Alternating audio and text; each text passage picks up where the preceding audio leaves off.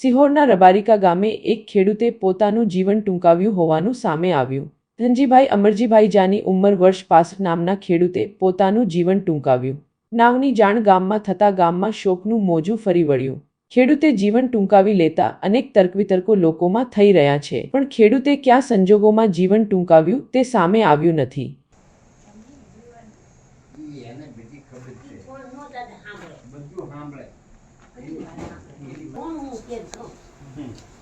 number ડેલે બેઠો ના phone આવ્યો હાલો હે બીજું વાતું કરે